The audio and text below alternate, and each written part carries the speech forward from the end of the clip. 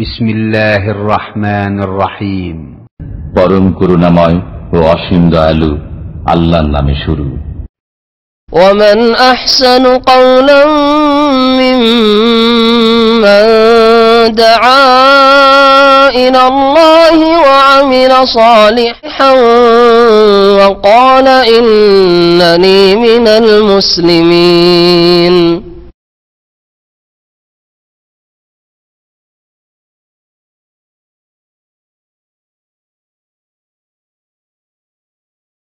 আসসালামু আলাইকুম ওয়া রাহমাতুল্লাহি ওয়া বারাকাতুহু।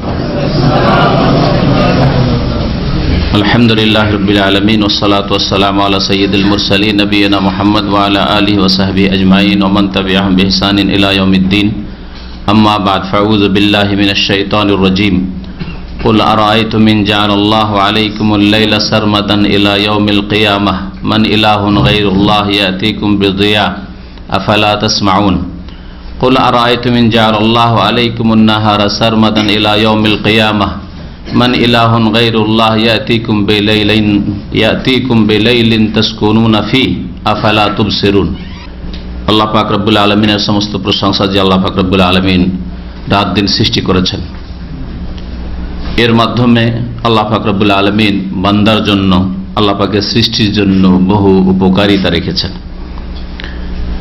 সালাত এবং সালাম নাযিল হয়ে মুহাম্মদুর রাসূলুল্লাহ সাল্লাল্লাহু আলাইহি ওয়াসাল্লামের উপর, যাকে আল্লাহ পাক রব্বুল আলামিন মানব জাতির হিদায়াতের জন্য পাঠিয়েছিলেন এবং তার মাধ্যমে কোরআনে কারীম আল্লাহ পাক রব্বুল আলামিন মানব জাতির কাছে পৌঁছে দিয়েছেন।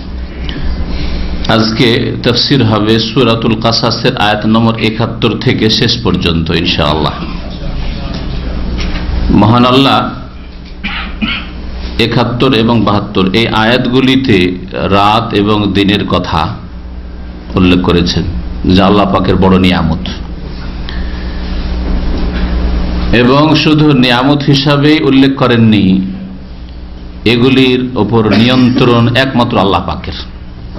রাতের ওপর দিনের ওপর নিয়ন্ত্রণ, তাসাররুফ একমাত্র আল্লাহ পাকের। যখন রাত দিনের উপর আল্লাহ পাকের নিয়ন্ত্রণ, তো রাত দিন যেভাবে হয়, সূর্য উদয় হলে দিন হয়, সূর্য অস্ত হলে রাত হয়, সূর্যের উপরে আল্লাহ পাকের নিয়ন্ত্রণ, চন্দ্রের উপর আল্লাহ পাকের নিয়ন্ত্রণ, তারকা নক্ষত্র রাজির উপর আল্লাহ পাক রব্বুল আলামিনের নিয়ন্ত্রণ, সবকিছুর উপর আল্লাহ পাকের নিয়ন্ত্রণ। এটা হচ্ছে আল্লাহ পাকের তৌহিদ, রুবুবিয়ত।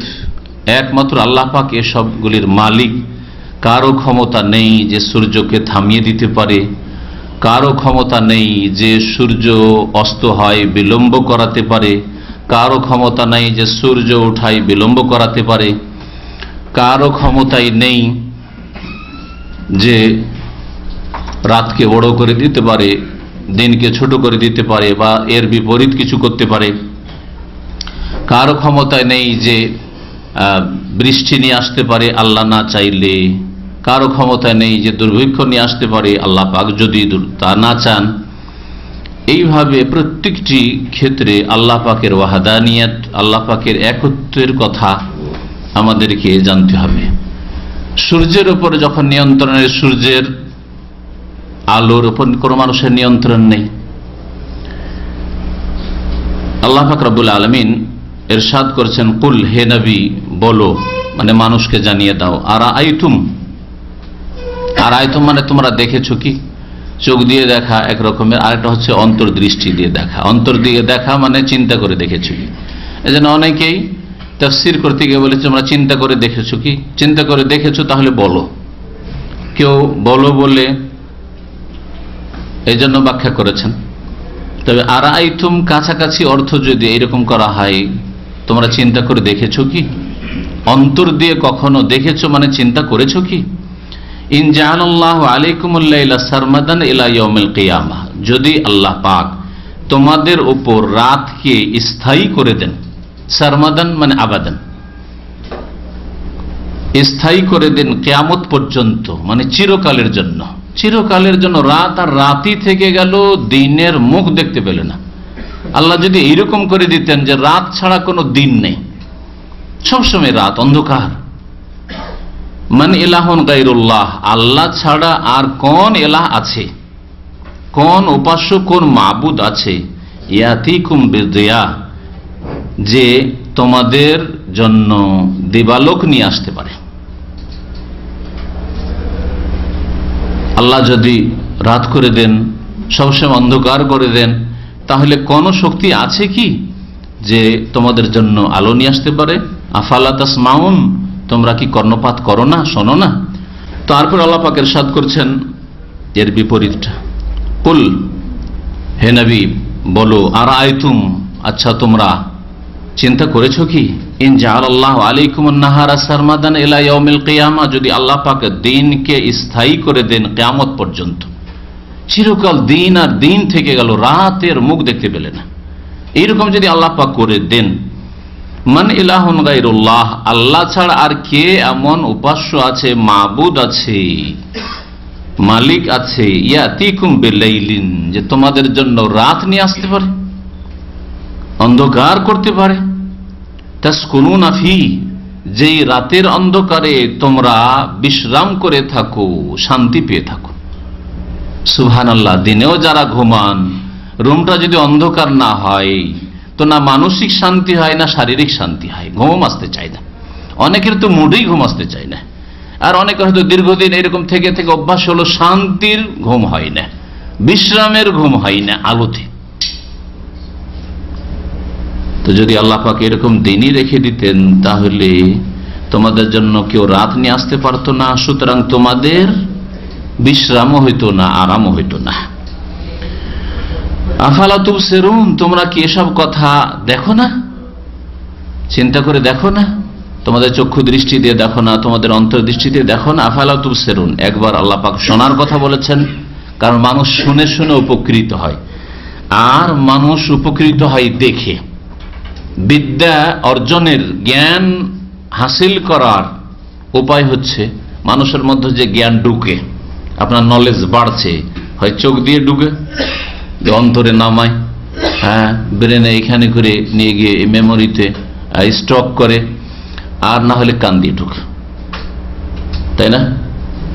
দুনিয়ার জীবনে কোনো দৃশ্য দেখেছেন, আর এমন নকশা হয়ে গেছে, সবসময় মনে আছে জীবনে এইরকম আমি দৃশ্য দেখেছি, এমন মানুষ দেখেছি, এমন আচরণ দেখেছি, এমন লড়াই দেখেছি, এমন অবস্থা দেখেছি। হ্যাঁ হ্যাঁ, এগুলো হচ্ছে এই ক্ষেত্রে। লেখাপড়ার ক্ষেত্রে আপনার চোখ দেখেছে আর পড়েছেন, আর চোখ দিয়ে নামছে, তারপরে আপনার হৃদয় সেগুলি উপলব্ধি করছে, তারপরে এখানে স্টক করছেন আপনি। অথবা শুনে শুনে নিরক্ষর মানুষ, পড়াশোনা জানে না, সুতরাং পড়া জানলে তো চোখ দিয়ে উপকৃত হইতে পারতো, এলেম কিছু ভিতরে ঢুকাইতে পারতো, চোখ দিয়ে ঢুকাইতে পারে না, কারণ পড়া জানে না। হ্যাঁ, চোখ দিয়ে শুধু দেখার জিনিস, যা দৃশ্য দেখছে সেগুলো হয়তো মেমোরিতে রাখতে পারবে। হ্যাঁ, তবে কান দিয়ে শুনছে, যদি দিন শিখতে চায় ইসলামিক আলোচনা শোনে, আর শোনার পর কান দিয়ে শুনে অন্তরে নামায়, বুঝে উপলব্ধি করে, তারপরে যতটা আল্লাহ পাক মেমোরিতে ক্ষমতা দিয়েছে ততটা এখানে স্টক করার চেষ্টা করে। কেউ অনেকটাই রাখতে পারে, কেউ অল্প স্বল্প রাখে, কেউ রাখতেই পারে না, যার মেমোরি দুর্বল, ঠিক কিনা? তো আসলে মানুষের শিখা এই চোখ দিয়ে হয়ে থাকে অথবা কান দিয়ে হয়ে থাকে। যত কিছু শিখে মানুষ এই শরীরের মধ্যে ঢুকায় এই চোখ দিয়ে অথবা কান দিয়ে। এই জন্য আল্লাহ পাক একবার আফালা তাসমাউন বলেছেন, তোমরা কি কর্ণপাত করো না, শোনো না? শুনলেও তো মানুষ শিখে। আফালা তুবসিরুন, তোমরা কি দেখো না? দেখলেও তো মানুষ শিখে। তো আল্লাহ পাক রব্বুল আলামিন রাত এবং দিনের মালিক। তারপরে আল্লাহ পাক ইরশাদ করছেন এই বিষয়ে, অমিন রহমাতিহি, এই যে রাত আর দিনের আবর্তন বিবর্তন, এটা হচ্ছে তার রহমতের অন্তর্ভুক্ত, তার করুণা। জাআলা লাকুমুল লাইলা ওয়ান নাহার, আল্লাহ পাক তোমাদের জন্য সৃষ্টি করেছেন রাত এবং দিন, লিতাসকুনু ফিহি, যাতে তাতে তোমরা আরাম বিশ্রাম করতে পারো, তাতে তোমরা শান্তি পাও। রাত দিনের আবর্তন বিবর্তন না হইলে শান্তি হইতো না, আর রুজি রোজগার হইতো না। ওয়ালিতাবতাগু মিন ফাদলিহি, এবং তার অনুগ্রহ রিজিক যাতে করে তোমরা সন্ধান করতে পারো। রাতের কথা উল্লেখ করেছেন আগে, তারপরে দিনের কথা। আর রাত দিনের সৃষ্টির রহস্য সম্পর্কে দুটো জিনিস উল্লেখ করেছে, লিতাসকুনু ফিহি, যাতে শান্তি হাসিল করতে পারো। রাত তোমাদের শান্তির জন্য, বিশ্রামের জন্য, আরামের জন্য। ওয়ালিতাবতাগু মিন ফাদলি, তারপরে দিনের কথা 2 নম্বরে উল্লেখ করেছেন, নাহার সেজন্য 2 নম্বরে দিনের ফায়দা উপকারিতা বা দিন সৃষ্টি করার রহস্য আল্লাহ বলছেন ওয়ালিতাবতাগু মিন ফাদলে, যাতে করে আল্লাহ পাকের রিজিক অনুগ্রহ তোমরা তলাশ করতে পারো। দিনে যেইভাবে রুজি রোজগার করা সম্ভব, দিনে যেইভাবে ব্যবসা বাণিজ্য করা সম্ভব, দিনে যেইভাবে চাষাবাদ করা সম্ভব, দিনে যেইভাবে দুনিয়ার যতগুলি রুজি রোজগারের উপায় আছে যেইভাবে হাসিল করা সম্ভব, রাতে সম্ভব নয়। রাতে যেভাবে আরাম বিশ্রাম করা সম্ভব, দিনে সম্ভব নয়। যারা নাইট ডিউটি করে তাদেরকে জিজ্ঞেস করেন যে এই ঘুমে কি তাদের শরীরের চাহিদা পূরণ হয়? যারা রাত্রে কাজকর্ম করে তাদেরকে জিজ্ঞেস করেন যে রাতের কাজকর্ম না দিনের কাজকর্ম ভালো? দিনকে আল্লাহ পাক সৃষ্টি করেছেন কাজকর্ম করার জন্য, আর রাতকে সৃষ্টি করেছেন আরাম বিশ্রাম করার জন্য দুনিয়ার কাজের ক্ষেত্রে। ইবাদত বন্দেগীকে আল্লাহ সুন্দরভাবে সুবিন্যস্ত করেছেন, ভাগ করে দিচ্ছেন। রাতে কিছু অংশ ইবাদত রয়েছে, দিনে কিছু অংশের ইবাদত রয়েছে। রাতেও ফরজ সালাত রয়েছে আর দিনেও ফরজ সালাত রয়েছে, তাই না? রাতেও নফল রয়েছে, দিনেও নফল রয়েছে। দিনে যদি সিয়াম রোজা থাকে তো রাতে কিয়ামুল লাইল, কোরআন তেলাওয়াত, জিকির আজকার, দোয়া রয়েছে। দিনে যেমন নামাজ রয়েছে সালাতুদ দুহা, রাতে রয়েছে তাহাজ্জুদের নামাজ। রাতে যদি কেউ না পারে তাহলে তার জন্য বিকল্প ব্যবস্থা আল্লাহ দিনে সালাতুদ দুহা রেখেছেন। রাতে যদি কারো, যেমন নবী করিম সাল্লাল্লাহু আলাইহি ওয়াসাল্লাম বলেছেন, রাতের তাহাজ্জুদে কে অভ্যস্ত থাকে আর যদি সে না পড়তে পারে, কোনদিন ছুটে যায় সাল্লা মিনান নাহারে, তাহলে দিনে জোহরের আগেই যেন ইসনাই 10 রাকাত 12 রাকাত পড়ে নাই, ঘাটতি পূরণ হয়ে যাবে। ইবাদত বন্দেগী আল্লাহ পাক রব্বুল কত সুন্দর করে ভাগ করেছেন। তারপরে আল্লাহ পাক তার তৌহিদের কথা বা তৌহিদের বিষয়ে আরেকটি কথা বলছেন যে তৌহিদের বিপরীত হচ্ছে শিরক, আল্লাহ পাকের কোনো শরীক নেই। এর পূর্বেও একটি আয়াতে এরকম বলা হয়েছে যে কিয়ামতের দিনে আল্লাহ পাক মানব জাতিকে ডাকবেন, বিশেষ করে ওইসব মুশরিকদেরকে যারা আল্লাহ পাকের সাথে শরীক করেছে কোন ক্ষেত্রে, তাদেরকে ডাকবেন আর বলবেন ওয়ায়াউমা ইউনাদিহিম, স্মরণ করো সেই দিনকে, ফায়াকুলু, স্মরণ করো সেই দিনকে, ইউনাদিহিম, যেই দিন আল্লাহ পাক রব্বুল আলামিন ওদেরকে ডাকবেন, মানে মুশরিকদেরকে ডাকবেন। ফায়াকুলু, আর বলবেন আইনা শুরাকাই, আমার সেই শরীকগুলি কোথায়, পার্টনারগুলি কোথায়, যাদেরকে তোমরা সাব্যস্ত করেছিলে, আল্লাযীনা কুনতুম তাজউমুন, যাদের সম্পর্কে তোমাদের ধারণা ছিল যে এরা আমার শরীক। কেউ দেবদেবীকে শরীক মনে করেছিলে, যে রিজিকের মালিক লক্ষ্মী দেবী, বিদ্যার মালিক হচ্ছে সরস্বতী দেবী। আইনা শুরাকাই, আমার শরীকরা কোথায়? যারা মনে করেছিলে যে জিলানি আর চিশতি, এরা গৌসুল আজম আর গরিব নওয়াজ, এরা হচ্ছে আমার শরীক, আইনা শুরাকা, আমার শরীকরা কোথায়? ডাকো আমার শরীকদেরকে, নিয়ে আসো আমার সামনে হাজির করো, কোথায় আমার শরীকরা?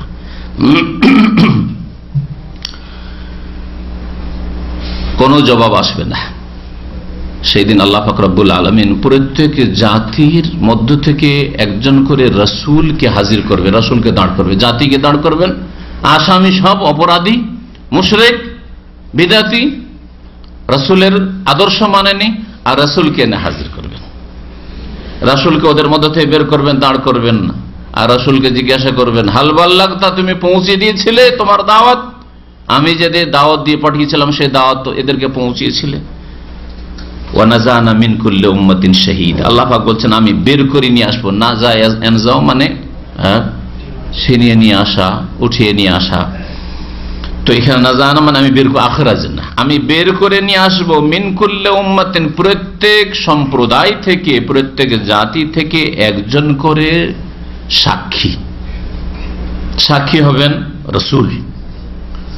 ওয়াকাযালিকা জাআলনাকুম উম্মাতান ওয়াসাতান লিতাকুনু শুহাদা আলান নাস ওয়া ইয়াকুনার রাসূলু আলাইকুম শাহীদা।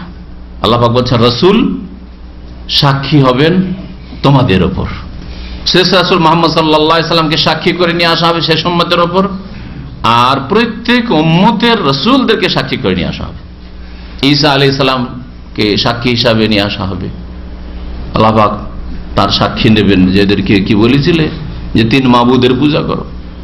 আল্লাহ পাক রব্বুল আলামিন মূসা আলাইহিস সালামকে নিয়ে আসবেন আর জিজ্ঞাসা, এদেরকে বলেছিলে যে আমার সন্তান উযাইর আমার শরীক, আমার সন্তান? এইভাবে আল্লাহ পাক রব্বুল আলামিন প্রত্যেক নবীকে সাক্ষী হিসাবে নিয়ে আসবেন। ফাকাইফা ইযা জিনা মিন কুল্লি উম্মাতিন বিশাহীদ ওয়া জিনা বিকা আলা হাউলাই শাহীদা। আল্লাহ পাক আরেকটা আয়াতে ইরশাদ করেছেন কি অবস্থা হবে সেই দিন, ইযা জিনা মিন কুল্লি উম্মাতিন বিশাহীদ, যেদিন প্রত্যেক জাতি থেকে একজন করে সাক্ষী নিয়ে আসবে। এই আয়াত আরো স্পষ্ট যে প্রত্যেক জাতি থেকে আল্লাহ পাক কি নিয়ে আসবেন, একজন করে সাক্ষী। ওয়া জিনা বিকা, হে নবী তোমাকে নিয়ে আসবো, আলা হাউলাই, এই লোকদের উপর সাক্ষী করে, শাহীদা শেষ উম্মতের উপর। এখানে ওটাই বলা হয়েছে না জানা মিন কুল্লি উম্মাতিন শাহীদা, প্রত্যেক উম্মত থেকে আমি একজন করে সাক্ষী বের করে নিয়ে আসবো। ফাকুলনা, আর তারপরে ওই উম্মতকে, ওই জাতিকে বলো, মুশরিক জাতিকে যারা আল্লাহর দ্বীনকে বিকৃত করেছে, আল্লাহর দ্বীনে শিরক ঢুকিয়েছে, আল্লাহর তাওহীদের দ্বীনে সুন্নতের দ্বীনে বিদআত ঢুকিয়েছে, তাদেরকে আমি বলবো ফাকুলনা হাতু বুরহানাকুম, তোমাদের দলিল প্রমাণ নিয়ে এসো, তোমাদের দলিল প্রমাণ নিয়ে আসো যে আমি শিরকের ধর্ম পাঠিয়েছিলাম, বহুত্ববাদ পাঠিয়েছিলাম। আমি বলেছিলাম যে আমারও শরিক আছে, আমারও মন্ত্রী মিনিস্টার আছে, দফতর ভাগ করে দিয়েছি। কেউ রিজিক দিতে পারে, কেউ রোগ ভালো করতে পারে, কেউ ছেলে মেয়ে দিতে পারে, কেউ মনের কামনা বাসনা পূরণ করতে পারে। সাক্ষী নিয়ে আসো এসবের। ফাআলিমু, সেই দিন ভালো করেই জানতে পারবে, আন্নাল হাক্কা লিল্লাহ, যে ইবাদতের হক আল্লাহর জন্য। আন্নাল হাক্কা লিল্লাহ, হাক্কুল উলুহিয়া, ইবাদতের হক কার, আল্লাহর, লিল্লাহ, সেই দিন বুঝতে পারবে আল্লাহ পাক হক, আর বাকি অন্য কিছুর, অন্য কারো ইবাদত হচ্ছে বাতিল। যালিকা বিআন্নাল্লাহু হুয়াল হক, আল্লাহ পাক চির সত্য, হক, এবং ওয়া আন্না মা ইয়াদুনা মিন দুনিহি, আর আল্লাহকে বাদ দিয়ে যাদেরকে ডেকে থাকে মানুষ, ফরিয়াদ করে থাকে, আহ্বান করে থাকে, সেজদা করে থাকে, তারা হচ্ছে বাতিল। দাল্লা আনহুম মা কানু ইফতারুন, আর যা তারা রচনা করেছিল দুনিয়ায়, ধর্ম রচনা করেছিল, আদর্শ রচনা করেছিল, তরিকা রচনা করেছিল, এসবগুলি কি হয়ে যাবে, দাল্লা আনহুম, তাদের থেকে উধাও হয়ে যাবে, সব উধাও হয়ে যাবে, কোনো কিছু থাকবে না। না তাদের এই তরিকার ইমাম থাকবে, হ্যাঁ এসে হাজির হবে, না ওদের এই যে শিরকের যে ইবাদত বন্দেগী আর এই শিরকি কাজ, এর যে নেতা, তাদের ধর্মগুরু, সে তাকে হাজির করতে পারবে। দাল্লা আনহু, সব উধাও হয়ে যাবে, সব হারিয়ে যাবে। দাল্লা আনহুম, উধাও হয়ে যাবে, হারিয়ে যাবে। দাল্লা ইয়াদিল্লু মানে হারিয়ে যাওয়া, আজকেও ব্যবহার হয়। আপনার কোনো জিনিস যদি হারিয়ে যায়, হ্যাঁ, তাহলে বলুন দাল্লা আননি। হ্যাঁ, তারপরে যদি রাস্তা হারিয়ে দেন, দাল্লাত তারিক, রাস্তা হারিয়ে ফেলেছি, হ্যাঁ, রাস্তা হারিয়ে গেছে। এই জন্য নবী করিম সাল্লাল্লাহু আলাইহি ওয়াসাল্লাম একটি হাদিস রয়েছে, ওয়া ইরশাদুকার রাজুলা ফি আরদিদ দালালি লাকা সাদাকা, যদি কোনো মানুষ রাস্তা হারিয়ে ফেলে, তাকে যদি রাস্তা বাতলিয়ে দাও, রাস্তা হারিয়ে দিয়েছে, যাবে রিয়াজ, রাস্তা হারিয়ে কোন রাস্তা ধরেছে, কোনো হদিসই পায় না, যাবো কোন দিয়ে। ইরশাদুকার রাজুলা, কোন মানুষকে রাস্তা দেখিয়ে দেওয়া তোমার, ফি আরদিদ দালালি, এমন জায়গায়, এমন ভূমিতে যেখানে রাস্তা হারিয়ে ফেলে, দলাল এখানে বলা হয়েছে, রাস্তা হারিয়ে ফেলেছে, এটা কি সাদাকা, নবী সাল্লাল্লাহু আলাইহি ওয়াসাল্লাম সাদকা এটা। আর সাদকা যত সুন্দর করে করবেন তত ভালো। সুতরাং ওই লোকটাকে যদি পৌঁছিয়ে দেন আরো ভালো, আপনি পৌঁছাতে পারবেন হয়তো। এটা জিজ্ঞাসা করছে ভাই ইসলামিক সেন্টার কোনটা, বলছে ওই যে ওই দিকে চলে যান, এই যে খানিকটা দেখালেন আপনি, কিন্তু ওর চাইতে ভালো সাদকা আছে, লোকটাকে সাথে নিলেন, আর সাথে নেওয়ার পর কার কাছে যাবে, আর আসার পরে নিয়ে এসে পৌঁছে দিল, সুন্দর সাদকা। হ্যাঁ, লান তানালুল বিররা, তোমরা নেকিতে পৌঁছতে পারবে না, হাত্তা তুনফিকু মা তুহিব্বুন, যেটা নিজের জন্য পছন্দ করো ওইটা যতক্ষণ পর্যন্ত ব্যয় না করবে, খরচ না করবে। আপনি যদি কোথাও হারিয়ে যেতেন, আপনিও পছন্দ করতেন, কোনো ভাই যদি আমাকে ধরে নিয়ে গিয়ে গন্তব্যস্থানে পৌঁছে দিত, তা আপনি ওইটা অন্যের জন্য ওই উত্তম সাদাকাটা পছন্দ করেন। ওই রকমই দান খেরাতের ক্ষেত্রে ভালো জিনিসটা আপনি দান করবেন, এমন না যে পুরানা ফাটা ছিঁড়ে গেছে তখন দিচ্ছেন, একটু ভালো অবস্থা আছে তখনই দিয়ে দেন, বা মাঝে মধ্যে আল্লাহ নতুন দেওয়ার তৌফিক নতুনও দেন। এরপরে আল্লাহ পাক রব্বুল আলামিন একজন ধনাঢ্য ব্যক্তি, কিন্তু আল্লাহর সাথে সম্পর্ক ছিন্ন করেছিল, পরকালকে অবিশ্বাস করেছিল, দুনিয়াকে কামড়ে ধরেছিল, আর দুনিয়াকে গন্তব্যস্থান মনে করেছিল, এটাকেই প্রতিদান জগৎ মনে করেছিল। দুনিয়া যে কর্মজগৎ, এখানে কাজ করতে হবে, মেহনত করতে হবে, বদলা আখেরাতে পাওয়া যাবে, এই বিশ্বাস ছিল না। ওর যে ভয়াবহ পরিণাম হয়েছিল, আল্লাহ পাকের আযাব দুনিয়ায় তার উপর নেমে এসেছিল, আর তো আর তাকে আর তার ধন দৌলত সবকিছুকে দুনিয়াতেই ধ্বংস করে দেওয়া হয়েছিল। মানব জাতির ইতিহাসে কিয়ামত পর্যন্ত যত মানুষ আসবে সকলের জন্য এতে দর্শ রয়েছে, শিক্ষণীয় বিষয় রয়েছে। তার ঘটনা আল্লাহ পাক এখানে বর্ণনা করেছেন। সে হচ্ছে কারুন। কারুন, আল্লাহ পাক রব্বুল আলামিন ইরশাদ করেছেন, ইন্না কারুনা কানা মিন কওমে মূসা। নিঃসন্দেহে কারুন মূসা আলাইহিস সালামের বংশেরই একজন লোক ছিল। তাফসীরকাররা বলেছেন যে মূসা আলাইহিস সালামের চাচাতো ভাই ছিল এই কারুন। কানা ইবনু আম্মিহি। আব্দুল্লাহ বিন আব্বাস রাদিয়াল্লাহু তাআলা আনহু সাহাবায়ে কেরামদের মধ্যে বড় মুফাসসির, তিনি বলছেন যে চাচাতো ভাই, চাচার ছেলে ছিল এই কারণ মূসা আলাইহিস সালামের। তাহলে বংশের সম্পর্ক মানুষের কাজে আসবে না যদি আকীদা আমল সুন্দর না থাকে, ঈমান সুন্দর না থাকে। মূসা আলাইহিস সালামের চাচাতো ভাই হওয়া যদি কাজে না আসে, তাহলে কোন আলেমের আর হুজুরের বংশের হওয়া কাজে আসবে? মুহাম্মদ রাসূলুল্লাহ সাল্লাল্লাহু আলাইহি সাল্লামের বংশের শুধু না, একেবারে দরদি হিতাকাঙ্ক্ষী আবু তালেব হয়েও যদি কাজে না আসে, জান্নাতে না নিয়ে যেতে পারে নবী করিম সাল্লাল্লাহু আলাইহি সাল্লাম। কারণ ঈমানবিহীন আর সহিহ আকীদাবিহীন, আমলবিহীন মানুষকে কেউ উদ্ধার করতে পারবে না। দ্বীন ইসলাম শিখিয়েছে যে মানুষ নিচে থেকে, নিচে স্তর থেকে ঈমান আমলের মাধ্যমে ওপর থেকে ওপর স্তরে চলে যেতে পারে। আর ওপর যতই ওপরে চলে যাক, বংশীয় দিক থেকে, পয়সার দিক থেকে, সামাজিক দিক থেকে ঈমান আমল যদি খারাপ করে, তাহলে আসফালা সাফিলিন সুম্মা রাদাদ নাও আসফালা সাফিলিন, নিচে থেকে নিম্ন থেকে নিম্ন স্তরে আল্লাহ পাক রব্বুল আলামিন নামিয়ে দেবেন। আল্লাহ পাক ইরশাদ করেছেন যে কারুন মূসা আলাইহিস সালামের সম্প্রদায়েরই ছিল। ফাবাগা আলাইহিম, কিন্তু জুলম অত্যাচার করেছিল মূসা আলাইহিস সালামের জাতির উপর, নিজের বংশের লোকদের উপর জুলম অত্যাচার করত। কিভাবে জুলম অত্যাচার করত? তাফসীরকারগণ দুটি কথা বলেছেন। একটা কথা হচ্ছে যে সে ধনের গর্বে, অহংকারে এমন ফেটে পড়েছিল যে মানুষের উপর জুলম অত্যাচার করত, না অন্যায় করত, তুচ্ছ মনে করত। আপনি যদি কারো ধন সম্পদ বেঈমানিও না করেন, কাউকে মারধরও না করেন, কাউকে খুনও না করেন, শুধু আপনাকে আল্লাহ পাক উপরে উঠিয়েছেন সেজন্য তুচ্ছ মনে করেন, এরা আমার কাছে কিছুই না, এরা সব ঘোড়ার ডিম, আমি একমাত্র, এইরকম যদি মনে করেন, তো এটাই হচ্ছে জুলম অত্যাচার করা, বাড়াবাড়ি করা। এটা তার মধ্যে ছিল। দাম্ভিকতা দেখাতো যে আমি, এই আনা শব্দটা খুব খারাপ শব্দ। আরবিতে আনা আর বাংলায় আমি, আমি এই কথা খুব খারাপ। কখনো আমি শব্দ নিজের মধ্যে নিয়ে আসবেন না, যে আমি হয়ে গেছি, আমি পয়সালা হয়ে গেছি, আমি বুদ্ধিমান হয়ে গেছি, আমি আল্লামা হয়ে গেছি, আমি এত বড় হয়ে গেছি, আমি এত খ্যাতি লাভ, আমি শব্দ বাদ দেন, তাহলে দেখবেন যে অহংকার মুক্ত হইতে পেরেছে। আর অন্যান্য তাফসীরকারগণ বলেছেন যে শুধু এই জুলুম ছিল যে দাম্ভিকতা, অহংকার করা, নিজেকে বড় মনে করা, অন্যদেরকে হেকারত করা, তুচ্ছ মনে করা, এইটুকু শুধু ছিল না, বরং এ ছিল কি, এ ছিল বনি ইসরায়েলদের যেহেতু ধনাঢ্য ব্যক্তি, পুঁজিওয়ালা মানুষ ছিল, সেজন্য একে ফেরাউন চয়েস করেছিল বনি ইসরায়েলদের গভর্নর হিসাবে, যে দেশ তো আমার, ফেরাউনের দেশ, আর আমার পক্ষ থেকে এই জাতি বনি ইসরায়েলদের জন্য একজন শাসক লাগবে, গভর্নর লাগবে, আর সেটা কারণকে এই পদ দিয়েছিল। ওতে ফেটে পড়েছিল, যার ফলে ফেরাউন একে ডান্ডা হিসাবে ব্যবহার করত। আজকাল বড় জালেমরা ছোট জালেমদেরকে লাঠি হিসাবে ব্যবহার করে না? বড় জালেম আরামে ভোগ বিলাসের জীবনে বসে আছে, রাস্তায় নামিয়ে দিয়েছে, লাঠি নামিয়ে দিয়েছে, তোরা কর, মারামারি কর, সব লাঠি, এই মিছিলকারী সব লাঠি। তারপরে নিরীহ মানুষদের জুলম অত্যাচার যারা করছে, সে পুলিশও হইতে পারে, এগুলো হচ্ছে লাঠি, সব জালেম শাসকদের লাঠি।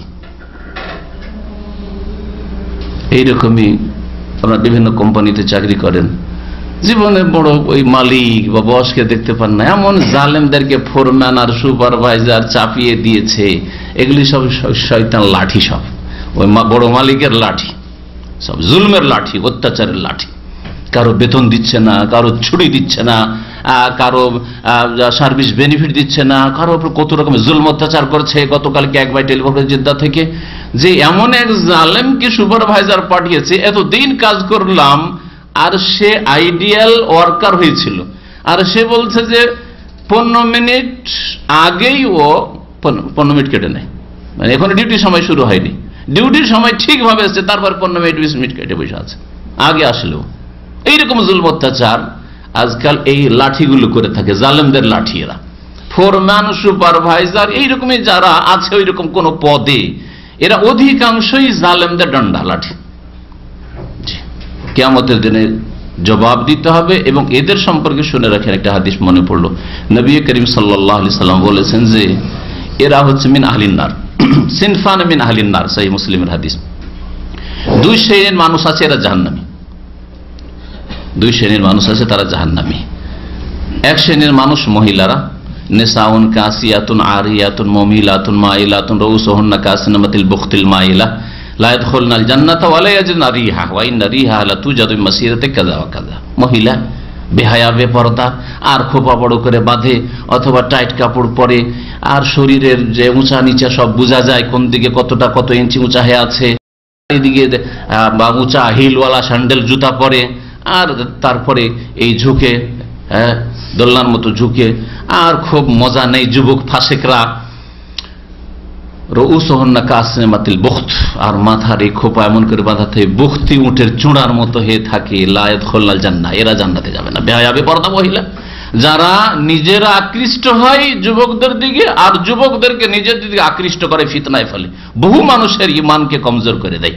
এবার বেহায়া, বেপরদা আর টাইট পোশাক বা উলঙ্গ, অর্ধ উলঙ্গ পোশাক পরার কারণে তাদের দিকে তাকাতে থাকে, আর এইভাবে তারা জাহান্নামে যায়। লা ইয়াদখুলনাল জান্নাহ, এরা জান্নাতে যাবে না। ওয়া লা ইয়াজিদুনা রিহা, জান্নাতের সুগন্ধিও পাবে না। অথচ জান্নাতের সুগন্ধি 40 বছর, কোন হাদিসে রয়েছে কোন হাদিসে 70 বছর, এত দূর থেকে আসে। নবী করিম সাল্লাল্লাহু আলাইহি ওয়াসাল্লাম আরেক শ্রেণীর লোকের কথা বলেছেন, ওরা বলছেন যে রিজালুন মাহুম সিয়াদ। আর আরেক শ্রেণীর লোক যারা জাহান্নামে যায় তারা হচ্ছে এমন লোকেরা যাদের হাতে বেত আছে, বেত, লাঠি, লাঠি হাতেরই আছে, আর মানুষকে মারধর করে, জুলম অত্যাচার করে, হয়তো শাসক প্রজাদের উপর জুলম অত্যাচার করে, অথবা যারা নেতৃত্ব রয়েছে বা ক্ষমতায় রয়েছে, শক্তি বেশি, দুর্বলদের উপর জুলম অত্যাচার করে। যারা আমাদের দেশে সামাজিক ক্ষেত্রে দেখবেন যে একটা বংশ যদি দুর্বল হয় আর এক বংশ শক্তিশালী, তো সেই বংশের এত লাঠি যে এগুলোকে সবকে গোলাম বানিয়ে রেখেছে। যারা গরিব মানুষ অথবা দুর্বল জনবলের ক্ষেত্রে তাদেরকে গোলাম বানিয়ে রেখেছে। এই শ্রেণীর লোক, এইরকম যারা সামাজিক জালেম আর রাষ্ট্রীয় জালেম, এরা জান্নাতে যাবে না, বা ওদের সাথে সহযোগিতা করে, তাদের লাঠি হিসাবে ব্যবহৃত হয়, হ্যাঁ, এরা জান্নাতে যাবে না, নবী করিম সাল্লাল্লাহু আলাইহি ওয়াসাল্লাম বলেছেন। তো এই কারুণ্য ফেরাউনের এক লাঠি ছিল বড়। ফেরাউন যাই বলতো, জুলম অত্যাচার করতে তাই করত। ফাবাগা আলাইহিম ওয়া আতাইনাহু মিনাল কুনুজ, আর আমি তাকে পরীক্ষামূলক ধনভাণ্ডার দিয়েছিলাম। কানজ, ধনভাণ্ডার, অনেক ধনভাণ্ডার, বহু বচন আল্লাহ বলেছে। ধনভাণ্ডার এমন বেশি ধনভাণ্ডার দিয়েছিলাম যে মা ইন্না মাফাতিহাহু লাতানু বিল উসবাতি উলিল কুওয়া, যে তার চাবিগুলো, এই ধনভাণ্ডারের চাবিগুলি, লাতানু বিল উসবা, ঝুঁকিয়ে দিত। শাব্দিক অর্থ করছে না আয়ানো, মানে ঝুঁকিয়ে দেওয়া, ঝুঁকে যাওয়া, বায়েসে মোতাদ্দি হয়েছে, ঝুঁকিয়ে দিত। বিল উসবা উলিল কুওয়া, এক দল, এক উসবা মানে দল, আর উলিল কুওয়া মানে বলবান, শক্তিশালী। এক দল বলবান লোকদেরকে, পুরুষদেরকে ঝুঁকিয়ে দিত তার ধনভাণ্ডারের চাবিগুলি বহন করা। শাব্দিক অর্থ ঝুঁকিয়ে দেওয়া, ভাব অর্থ করতে গিয়ে অনেকে এই ঝুঁকিয়ে দিতে অর্থ করেননি। এই জন্য সাধারণ মানুষের জন্য আসল অর্থ বোঝা সম্ভব হবে না। আমি তাফসীর করার সময় চেষ্টা করি প্রথম শাব্দিক অর্থটা বলে দিই, যাতে করে সরাসরি আরবিটা বোঝা হয়ে যায়, আর তারপরে যেটা একটু সুন্দর লাগবে হয়তো ভাষা, প্রাঞ্জল ভাষা, সেটা বলার চেষ্টা করি। লাতানু বিল উসবাতে উলিল কুওয়া, একদল বলবান লোকদেরকে, পুরুষদের জন্য কষ্টসাধ্য হয়ে যেত। তার ধনভাণ্ডারের চাবিগুলো বহন করা একদল বলবান লোকদের জন্য কি হয়ে যেত? কষ্টসাধ্য হয়ে যেত। এই কষ্টসাধ্যের অর্থ অনেকে করেছে। কষ্টসাধ্য হলে মানুষ ঝুঁকে যায়। হাতে যদি বোঝা থাকে, হ্যাঁ 20 কিলো 30 কিলোর বোঝা, তখন বোঝা যায় যে লোকটার শক্তি কতটা। যদি সোজা হয়ে চলছে, হ্যাঁ এক হাতে আচ্ছা সোজা হয়ে চলছেন আপনি, তাহলে হ্যাঁ 30-40 কিলো উঠেছে, তারপরে একটু বাঁকা হচ্ছেন। আর যদি নিয়ে যাচ্ছেন উঠিয়ে কিন্তু কাত হয়ে যাচ্ছেন, ঠিক না? যারা বাহক ওঠায়, বাহক দেখেছেন আপনারা? হ্যাঁ বাহক ওঠাতে দেখেছেন তো, এই করে আর হাঁটে। হ্যাঁ তো ভারী বোঝা থাকলে ঝুঁকে পড়ে, সোজা নিজের শরীরকে সোজা রাখতে পারে না, ও তো বোঝা যায় যে না বোঝা ভারী আছে। ইয ক্বালা লাহু কওমুহু, তার জাতির লোকেরা, কারণের বংশের লোকেরা বলেছে লা তাফরাহ, এত দম্ভ করিও না, দাম্ভিকতা দেখায় না, এত অহংকার গর্ব করিও না, আল্লাহ দিয়েছেন। ইন্নাল্লাহা লা ইউহিব্বুল ফারিহিন, আল্লাহ পাক দাম্ভিকদেরকে ভালোবাসেন না। ইন্নাল্লাহা লা ইউহিব্বু কুল্লা মুখতালিন ফখুর, অহংকারী আর দাম্ভিকদেরকে আল্লাহ পাক পছন্দ করেন না, ধ্বংস করে দেন আল্লাহ পাক রব্বুল আলামিন। আর আরো বেশ কিছু উপদেশ জাতির ভালো মানুষরা দিল।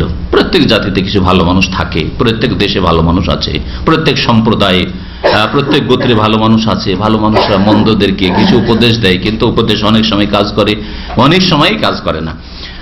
আরো তারা উপদেশ দিল ওয়াবতাগি ফিমা আতাকাল্লাহু দারাল আখিরাহ, সন্ধান করো, অবতাগি মানে তলাশ করো, সন্ধান করো ওই সব নিয়ামত দিয়ে যা আল্লাহ পাক তোমাকে দিয়েছেন, আতাকাল্লাহ যা আল্লাহ পাক তোমাকে দিয়েছেন, কি সন্ধান করো? আর দারাল আখিরাহ, আখিরাতের সুন্দর ঘর, আখিরাতের ঘর তলাশ করো।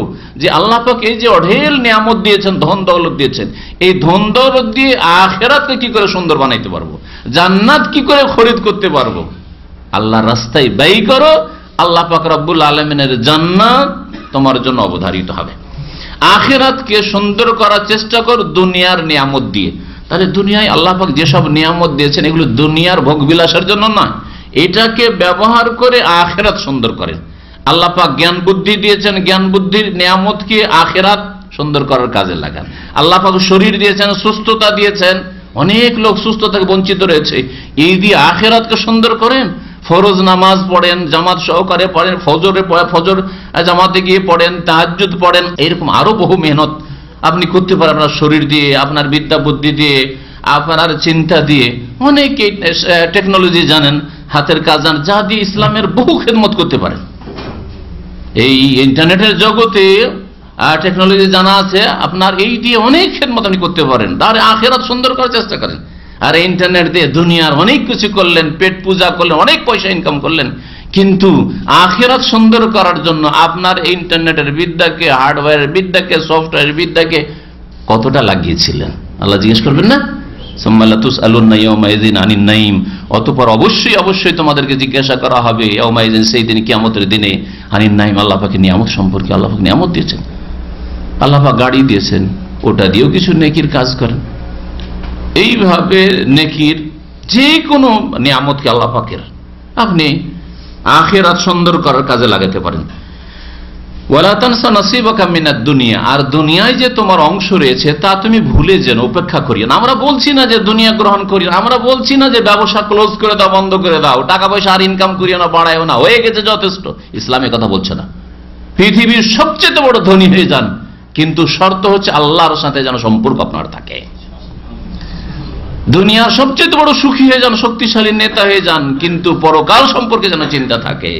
5 ওয়াক্ত নামাজ যেন ঠিক থাকে, শিরক মুক্ত যেন থাকেন, তাওহীদ প্রতিষ্ঠাকারী যেন হন, বিদআতি না হন, কোরআন সুন্নাহর অনুসারী যাতে হন, ওহির বিধান যেন মেনে চলেন।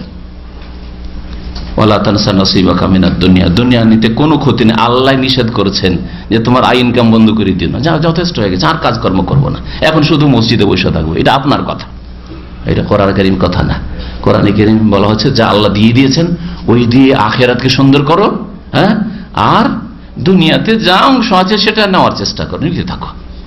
ফাইদা কুদিয়াতিস সালাত, নামাজ শেষ হয়ে গেছে, ফান্তাশিরু ফিল আরদ, পৃথিবীতে ছড়িয়ে পড়ো, ওয়াবতাগু মিন ফাদলিল্লাহ, এবং আল্লাহ পাকের অনুগ্রহ সন্ধান করো, রুজি তলাশ করো। ওয়াজকুর, সেখানে গিয়ে আল্লাহকে ভুলে যেও না, হারাম খেও না, হারাম উপার্জন করিও না।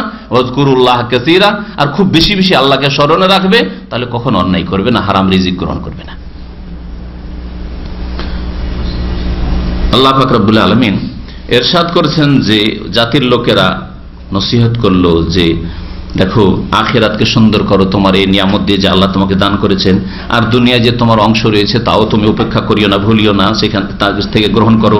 ওয়া আহসিন কামা আহসানাল্লাহু ইলাইক, তুমি সদ্ব্যবহার করো, সদাচরণ করো যেমন আল্লাহ পাক তোমার সাথে সদাচরণ করেছেন। আল্লাহ পাক যেমন অনুগ্রহ করেছেন তুমিও মানুষের উপর অনুগ্রহ করো। আল্লাহ তোমার উপর অনুগ্রহ করেছেন যে ধন দিয়ে তোমাকে উপরে উঠিয়েছেন, তুমি গরিবদের, আত্মীয় স্বজনদের, প্রতিবেশীর, দেশবাসীর কল্যাণ করো তোমার ধন সম্পদ দিয়ে। এই আয়াতের উপর সবসময় নিজে আমল করার চেষ্টা করবেন। আহসেন, আল্লাহ আপনার সাথে ভালো করেছেন যে সৌদি আরবে পাঠিয়েছেন। আপনার আরো 2-4-5 ভাই ছিল, মায়ের পেটের ভাই অথবা চাচাতো ভাই, খালাতো ভাই, ফুফাতো ভাই, গ্রামবাসী, প্রতিবেশী, আত্মীয় স্বজন, মামা, খালা, খালু ইত্যাদি, তারা আসতে পারেনি, তাদের হজ নসিব হয়নি, উমরাও নসিব হয়নি, রিয়ালও নসিব হয়নি, এত সুখের জীবন নসিব হয়নি, এসিও নসিব হয়নি। আহসেন, তুমি তাদের সাথে ইহসান করো, অনুগ্রহ করো, কামা আহসান আল্লাহু ইলাইক, যেমন আল্লাহ পাক তোমার উপর ইহসান করেছেন। তোমাকে কাউকে দিয়ে মানুষ করে নিয়েছেন আল্লাহ পাক রব্বুল আলামিন, তুমি অন্যদেরকে মানুষ করো। তোমাকে হয়তো তোমার বাপের ওসিলে আল্লাহ পাক মানুষ করেছেন, বাপ মারা গেছে, ছোট ভাইগুলোকে অসহায় ছেড়ে দিও না, তাদেরকে তুমি মানুষ করো। মনদেরকে অসহায় ছেড়ে দিও না, তাদের বিবাহ শাদীর ব্যবস্থা করে দাও, তাদের ভালো আদব কায়দা শিখাও। ও আহসেন কামা আহসান আল্লাহু ইলাইক, একেবারে ব্যাপক আয়াত। জীবনের প্রত্যেকটি ক্ষেত্রে আল্লাহ আপনার সাথে ভালো করেছেন, আপনি মানুষের ভালো করেন। আল্লাহ আপনার অনুগ্রহ করেছেন, আপনি মানুষের অনুগ্রহ করেন। আপনার চাইতে যারা দুর্বল আছে, আপনার মুখাপেক্ষী আছে, তাদের সাহায্য সহযোগিতা করেন। আয়াতের উপর আমল করবেন, দেখবেন যে আল্লাহ পাক রব্বুল আলামিন রিজিকের দ্বারে আরো বরকত দেবেন, আরো খুলে দেবেন আল্লাহ পাক। ওয়া আহসিন কামা আহসান আল্লাহু ইলাইক ওয়ালা তাবগিল ফাসাদা ফিল আরদ, আর এই পৃথিবীতে জমিনে তুমি বিপর্যয় চেও না। বাগায়বগু মানে চাওয়া, ওয়ালা তাবগিল ফাসাদা ফিল আরদ, পৃথিবীতে বিপর্যয় চেও না। কখনো বিপর্যয় হোক, ফিতনা ফাসাদ হোক, আর মারামারি হোক, কারোর উপর জুলম অত্যাচার হোক, কেউ আমার কারণে কাঁদুক, এটা কখনো চেও না। ইন্নাল্লাহ লা ইউহিব্বুল মুফসিদিন, কারণ আল্লাহ পাক রব্বুল আলামিন ফাসাদকারীদেরকে ভালোবাসেন না। কারণ কি বলেছিল জবাবে? বলেছিল কি এসব বুঝাও আমাকে, আল্লাহ দিয়েছেন, শুধু আমার বিদ্যা বুদ্ধির ফসল, আমি খুব বুঝি, ব্যবসা বিজনেস বুঝি, কারিগরি বুঝি, আমি দুনিয়া বুঝি, ইকোনমি বুঝি, যার ফলে এগুলো এসছে আমার। ক্বালা ইন্নামা উতিতুহু আলা ইলমিন ইনদি, এই উতিতুহু আলা ইলমিন ইনদি এর দুটি তাফসীর করা হয়েছে, আর দুটোই হইতে পারে, কোনটার একটার অপরটার সাথে বিরোধ নেই, দুটোই অর্থ হইতে পারে, ওর উদ্দেশ্য দুটো হইতে পারে। তাফসীর কারগণ বলছেন একটি অর্থ যেটা থেকে ইঙ্গিত করলাম কি, যে ইন্নামা উতিতুহু, এই ধন ভাণ্ডার তো আমাকে দেওয়া হয়েছে, আলা ইলমিন ইনদি, আমার বিদ্যা বুদ্ধির বলে, আমার জ্ঞান বিবেক বিচক্ষণতার বলে, আলা ইলমিন ইনদি, আল্লাহ দিয়েছেন। আর এই সব কথা নসিহত আর উপদেশ, এহসান কর, আল্লাহ এহসান করেছেন, আমার বিদ্যা বুদ্ধি ছিল বলে হয়েছে, তোমাদের বিদ্যা বুদ্ধি কম সেজন্য হয়নি। এইরকম আজকালকার পয়সাওয়ালারা আজ বা বড় নেতৃত্বে যারা পৌঁছেছে, ওরা মনে করে আমি খুব চালাক চতুর, তা আজকে এমপি হয়ে যেতে পেরেছি, মন্ত্রী হয়ে যেতে পেরেছি, আমি খুব চালাক চতুর, সেই জন্য আমি দেশের বড় নেতা হয়ে গেছি, অথবা অনেক পয়সাওয়ালা হয়ে গেছি। দেখেন না, আমার সাথে অনেকে এসছে, ও চাকরিটাই ঠিক করে করতে পারে না, আর আমার এই ব্যবসা ওই ব্যবসা এই সেই, মনে করে যে তার বিদ্যা বুদ্ধির সব ফসল, আল্লাহ পাকের নিয়ামত, আল্লাহ পাক ইহসান করেছেন, এই সব কথা সব ভুলে যায়। আর আরেকটা তাফসীর করা হয়েছে, কারণ বলেছে ইন্নামা উতিতুহু আলা ইলমিন ইনদি, আমাকে যে দেওয়া হয়েছে এটা আলা ইলমিন মানে আলা ইলমিন মিন আল্লাহ, আল্লাহ পাকের জ্ঞানের ভিত্তিতে, যে আল্লাহ পাক জানেন যে কে ধন সম্পদের যোগ্য, কে আমার নিয়ামতের যোগ্য, তাহলে আল্লাহর কথা বিশ্বাস করত এবং আল্লাহ পাকই দিয়েছেন। কিন্তু যেই অহংকারটা ঢুকিয়েছিল শয়তান, সেটা হচ্ছে আল্লাহ জানেন যে আমি সমাজে আল্লাহর কাছে সবচেয়ে বেশি প্রিয়, যখন আল্লাহর কাছে বেশি প্রিয় তখন আল্লাহ পাক আমাকে ধন দৌলত বেশি দিয়েছেন, আর তোমরা আল্লাহর কাছে ওই মর্যাদায় পৌঁছিতে পারোনি, তোমরা অত হকদার নও।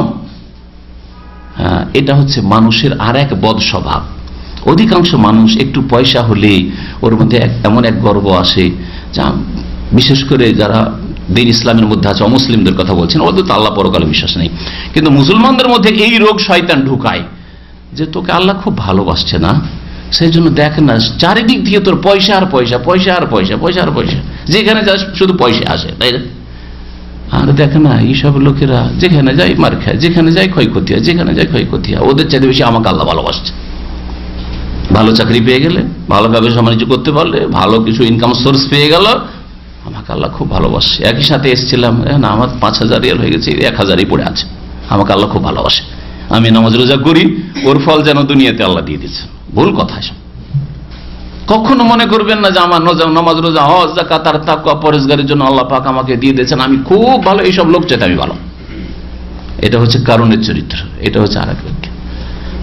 সূরা জুমার এই মর্মে এর সমর্থনে একটি আয়াত রয়েছে, মানুষকে যখন নিয়ামত দেওয়া হয় তখন বলে যে ওইন্নামা উতিতু আলা ইলম, আল্লাহ জানেন যে কাকে দিতে হবে আর কাকে দিতে হবে না। আল্লাহ জানেন যে আমি পাওয়ার যোগ্য, আমার আল্লাহর কাছে পাওনা আছে, তাই আল্লাহ দিয়েছেন। আল্লাহর কাছে কোনো পাওনা নেই। তোমার কি করে রেখেছো আল্লাহর কাছে তোমার পাওনা আছে যে তোমাকে দিয়েছেন, আর অন্যদের পাওনা নেই, সেজন্য অন্যরা পাওয়ার হক রাখে না, সেই জন্য আল্লাহ দেননি।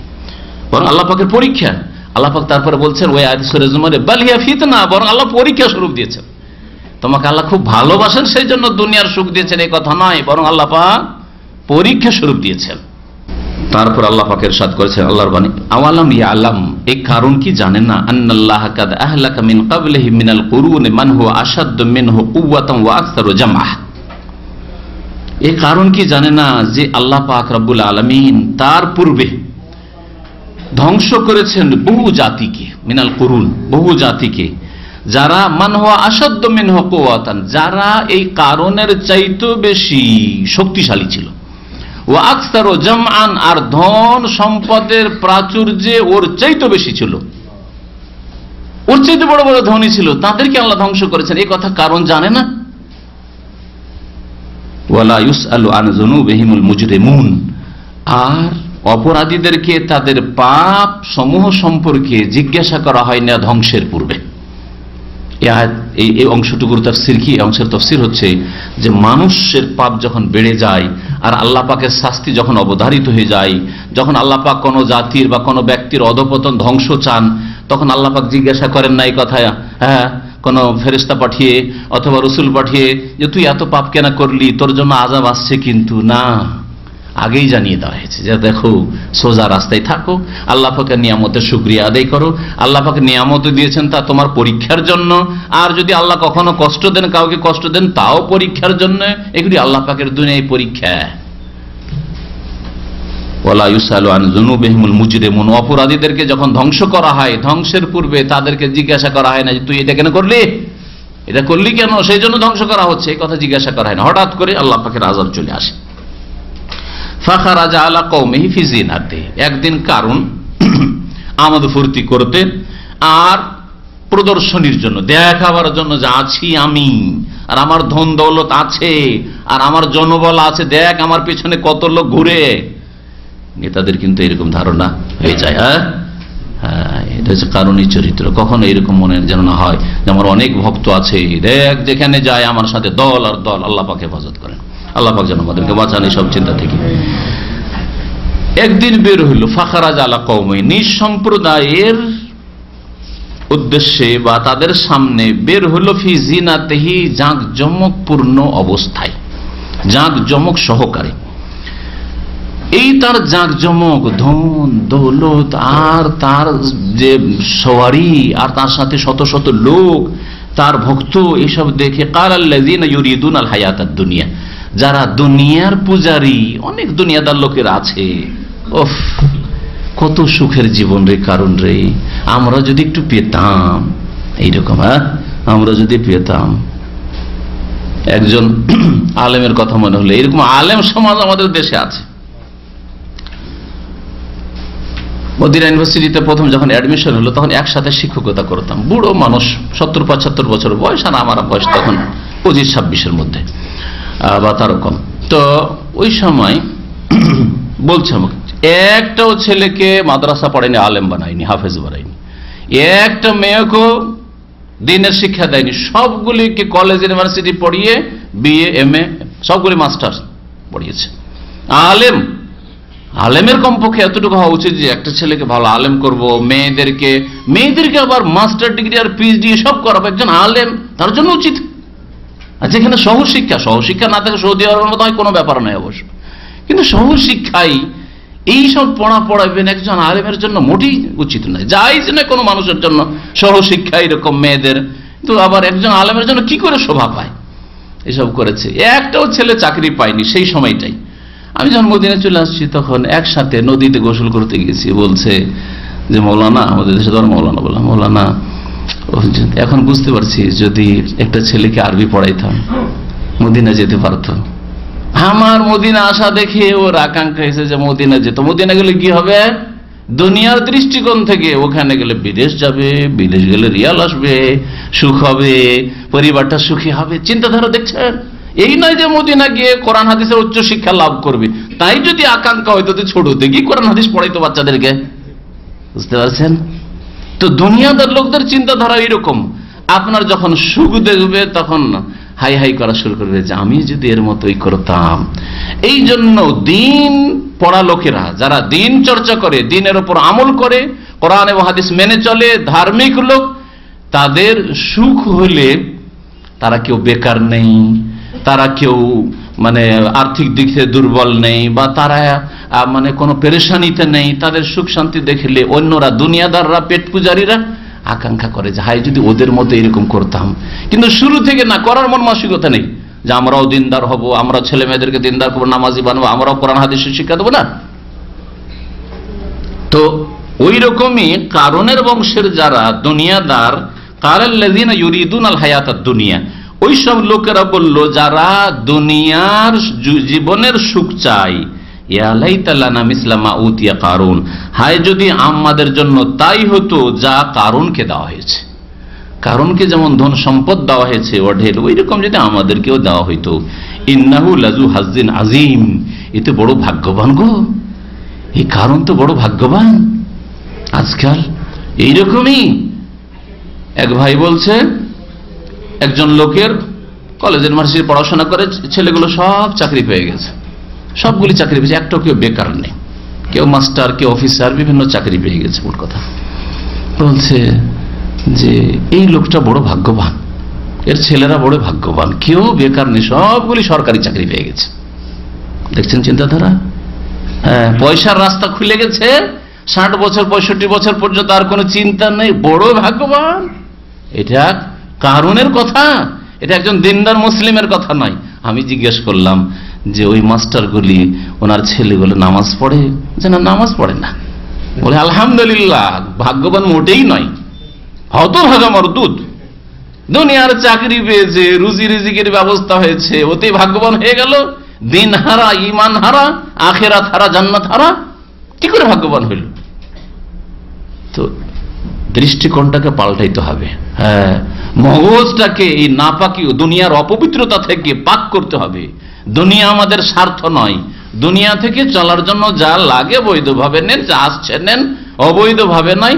আখেরাতকে সামনে রেখে, আখেরাতকে কিবলা বানিয়ে, আখেরাতকে টার্গেট বানিয়ে।